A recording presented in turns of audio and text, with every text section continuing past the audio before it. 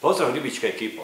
Evo nas u drugom dijelu našeg filmića videa o ribolovu klena na malim vodotocima u tijeku zime.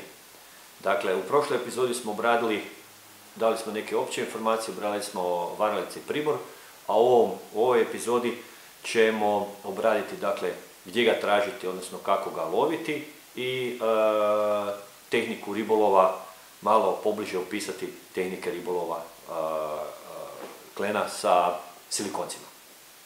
Dakle, općenito, kad kreće sezona i od kad možemo reći da je to nekakav zimski, znači onaj period ribolova u hladnom dijelu godine. Dakle, otprilike već silikonci su vam interesantni posebno u klenu negdje koncem 10. mjeseca. Znači, od konca 10. mjeseca pa nadalje do skroz tamo otprilike početka 4. mjeseca je nekakav taj zimski period ribolova klena. Naravno da to visi od godine do godine, naravno da su godine sve toplije i da se klima mijenja, tako da to naravno nije uklesano u kamenu, no ono moje nekako iskustvo da ribolov silikoncima mi je u tom periodu najizdašniji. Ono što treba reći o ribolovu klena, a to je lokacija i samolokacija.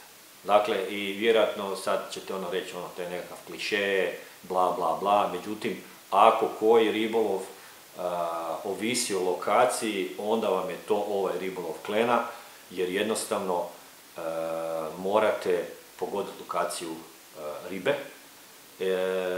I u prošlom videu sam spomenuo da na jednom mjestu lovite više komada. To je zašto? Zato što se oni grupiraju. Dakle, klen, kao i sva ostala bijela riba, pa naravno automatski i klasični grabež, se ponaša prilično slično u svim tekućicama. Da li se to radi u potoku ili u rijeci koja je široka 500 metara, tako svejedno. Dakle, riba ide u zimovnike. To morate vi u potoku tražiti. Znači, morate potražiti zimovnike, odnosno mjesta gdje su dubljaci, gdje je proširenje potoka, gdje je dublja voda, a ne da besiljno lutate po potoku i tražite ga po nekim terenima koji bi bili produktivni u proljeće, ljeto i jesen, a ne u ovom pravom zimskom dijelu godine. Dakle, morate tražiti rupe koje su nastale iz XYZ razloga. Znači, rupe koje su nastale na zavoju potoka, koje su nastale, recimo, ako je negdje nekakav preljev, koje su nastale gdje su nekakvi stari mlinovi. Zatim, rupe rupe se stvore ispod mostova. Dakle, to su sve lokacije gdje vi možete naći klena grupiranoga. To vam je već pola posla. Kako prezentirati varalice? Varalice treba prezentirati dakle i uzvodno i nizvodno i preko vodenog toka. Dakle, na sve tipove vođenja, dakle uzvodno, nizvodno i preko, sam dobirao ribu. Dakle, tu ovisno o danu riba prima više ili manje, dakle to morate eksperimentirati. Sljedeće, često, dakle, probajte prezentirati uz samu obalu, pogotovo ako je ona strmija, ako još to postoji nekako granje, šaš, onda prezentirajte tu jer često riba bude u tim onda dijelovima, ne baš u samoj sredini, nego malo bliže obali, pogotovo ako ona je strma i naglo pada. Preferiramo, dakle, kada ga riboloviti. Možete ga tijekom cijelog dana, znači može biti jutro, može biti poslijepodne, ali su se uvijek mi lagano bolje pokazali sunčani dan. Dakle, sunčani dan, pogotovo kad malo sunce jače zagrije, kad malo jednostavno pokrene tu ribu, malo zagrije vodu i ona bude aktivnija. Međutim, tu morate naravno paziti, jer ti vodotoki mali često vam budu tijekom zime budu možda neki niži vodostaj, voda se bistri, pa onda morate paziti kako prilazite vodi, jer oni koji znaju, koji ribolove klena znaju da je on jako osjetljiva riba, pa tako i u ovom zimskom periodu. Ne samo u ljetnom, ali u zimskom, iako u zimskom on popušta stomopređnošću jer jednostavno mora se više hraniti, pa hrane je manje i onda jednostavno je malo neoprezniji, zato je i lakše uloviti debelog kapitalnog klena s potoka. Naravno da ne treba izbjegavati ribolov u tmurnim i nekakvim oblačnim danima, jer i po tim danima sam znao vidjeti jako lijepe ribolove.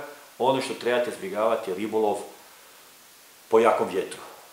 Govorimo o ultralightu, govorimo o sitnim varkicama, govorimo o malim gramažama glava, 0,8, 1, 1,5, 2 grama. Dakle, jaki vjetar, lagane varkice ne idu zajedno, jer to vas može samo dovesti do velikih frustracija, do petljanja i onda, a mogućnost onda nekakvog ulova je sve manja. Također ne preporučam ribolov klena u nabujevoj vodi. Dakle, kad voda naglo nabuja zbog nekakvih hladnih zimskih kiša, topljenja snijega, nekakve susnježnice i tako dalje, znači zbog nekakvih oborena, kad se voda jako podigne, ona se još dodatno rashladi, zamuti i to vam blokira ribu. I onda nemojte uopće izlaziti, jer jednostavno to nema smisla. Iako sam ja znao dobiti po nekakvim, eksperimentirao malo pa dobiti po nekakvoj takvoj i malo jačoj vodi, međutim to vam je uglavnom pucanje prazno, pa se nemojte s tim niti zamarati.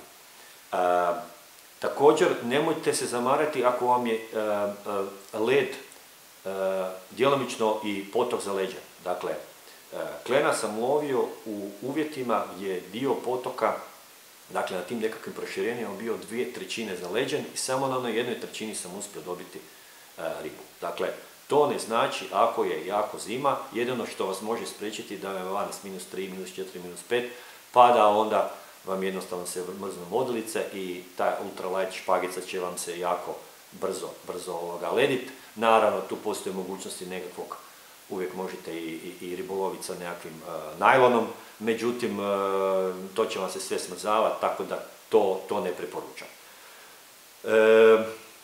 Kako njega loviti? Znači, klasična tehnika ribolova. Znači, lovim ga jednostavno klasično džiganjem ko za smuđa. Dakle, jednostavno zabacite u vodotok, pustite da džigno takne dno, lagano ga dignete, namotate i tako polako pretražujete teren.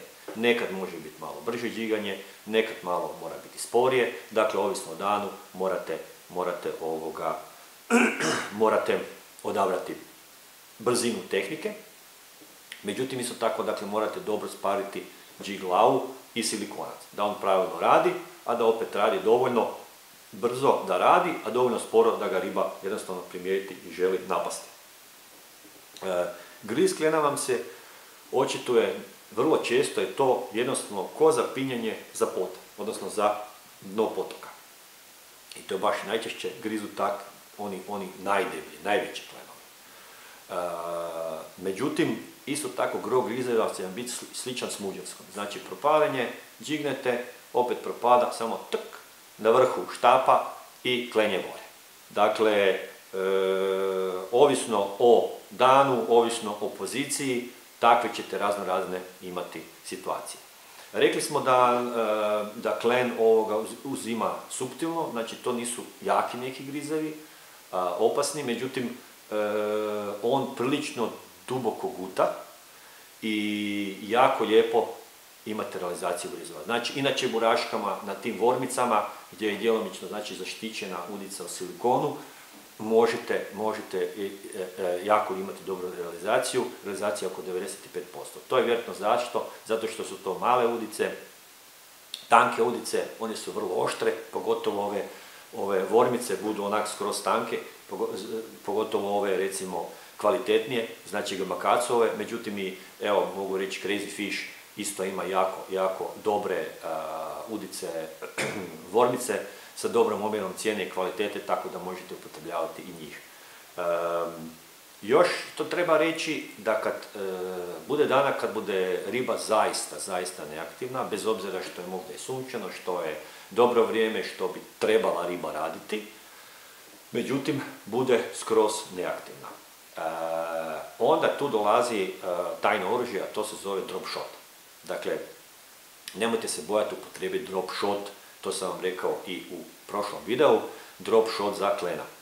Dakle, ja konkretno upotrebljavam udice ili one najmanje osmice ili desetke vormice, pogotovo ako je negdje teren malo čupav. Međutim, možete upotrijebiti, ja imam nekakvih isto tako eksperimentirao sam malo sa udicama mušičarskim, dakle one recimo ne skroz male, one 22, 20, recimo 16, 14 udice mušičarske na koje možete lijepo zakvačiti sve one silikonce koje smo nabrojali, uključujući i račiće, uključujući i one neke nimfice i tako dalje. Ja vežem, odnosno upotrebljavam kao olovo na kraju, upotrebljavam 1,5 grama do 2 grama one plovkaroška olova, s time da ga stisnem na kraju, ali još na kraju dole zavežem čvorić, tako da kad negdje te zapnete da vam ne bi skroz skliznulo pa da ipak taj čvorić malo vam zaustavlja, a opet možete podešavati koju dubinu želite loviti na potoku, ovisno naravno o dubini nekog dijela potoka gdje već lovite. Dakle, za tu nekakvu super sporu prezentaciju probajte sa drop shotom i nemojte se iznenaditi kad u danu kad niste mogli izazvati griz nikakav, niste dobili ni jednu ribu i onda vam stisne jedan pravi klen. Takvih iskustava sam već imao, tako da probajte to. Da li želite imati još jedan drugi štap na kojem već imate takav jedan opet ultralight navezan drop shot ili u toku ribolova ćete navezati na postojeći štap, to je vaša odluka da li želite 2 štapa nositi ili ne. Uglavnom, drop shot zna biti baš onako ubitačan i svakako ga probajte. Eto, dakle, ovo bi bilo sve za tu temu o malim kapitalcima iz potoka, ili kako ih ja još zovem ti ledeni klenovi, odnosno zimski ledeni klenovi. Naravno, želim vas upozoriti i nadam se da svi vi ste svjesni toga da treba ribu vraćati. Klen inače nije gurmanska nekakva posebna poslastica, ni njegovo meso nije nešto kvalitetno, ima puno kostiju, a i sva ta riba koja uspije preživljavati u tim malim vodama i preživjeti razne ljudske gluposti, zavređuje pažnju, a pogotovo ovi najveći, znači oni od 40 plus centimetara, to su zaista mali kapitalci i idemo se prema njima odnositi sa poštovanjem. Puštajte ih tako da bi se mogli sljedeće sezone ponovo dočekati i da bi mogli živjeti u njihovom rivu. Eto, to je sve za kraj. Lajkajte, pretplatite se ako vam se sviđa, podijelite video i vidimo se u nekom drugom videu vezano za neki drugi oblik varličarenja. Pozdrav!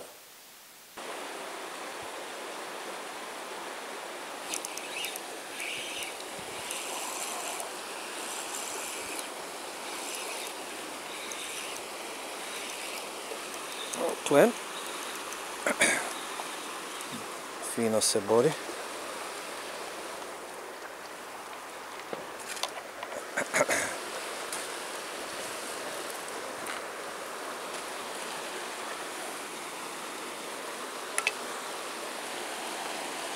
Opa. 2-inčna varuna, vormica, čeburaška i to je to.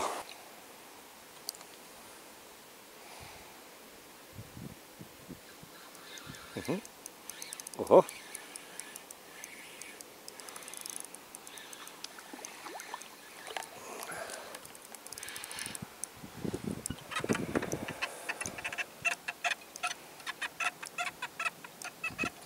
No.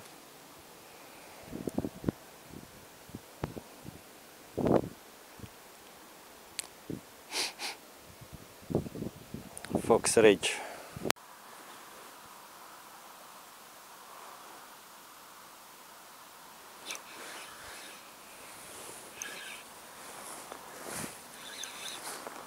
Oho.